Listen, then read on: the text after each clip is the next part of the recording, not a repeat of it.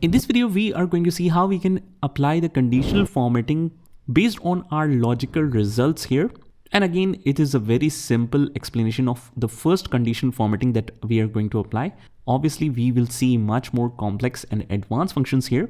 But in this practical example, I just want to highlight all of the pass students in green and all of the fail students in red. So it's very simple. Just select the whole column, just go to the home tab, and under the conditional formatting, I want to just highlight the cell rules based on equals to, because it's not greater than, it's not less than, it's not a number. Or we can use equals to, or we can use text that contains. In fact, let's use highlight cell rules and text that contains pass. All pass are highlighted, but I want to change the color to green. So all the students which are pass should be highlighted in green, and that's what it did. Let's select this again. Conditional formatting, highlight the cell rules, text that contains fail.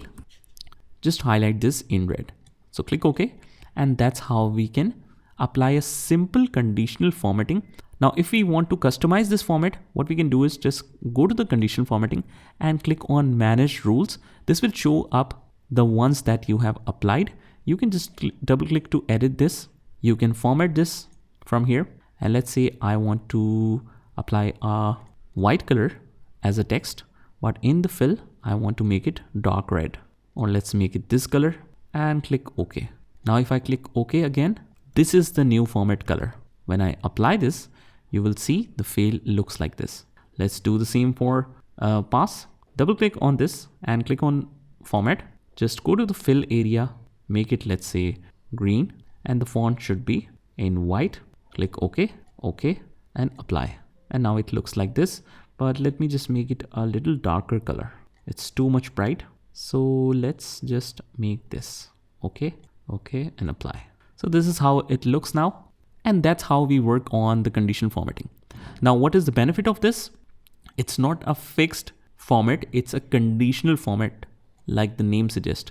So let's make this computer marks as 0. Now it is 48%. The status is automatically changed to fail, and the format also changed. Same thing here. You can see the status is changed, and when it reads the status as fail, it automatically formats it in red. So that's the power of it. This is just a little taste of what the Excel functions can do. Just try this by yourself, and I'll see you in the next one.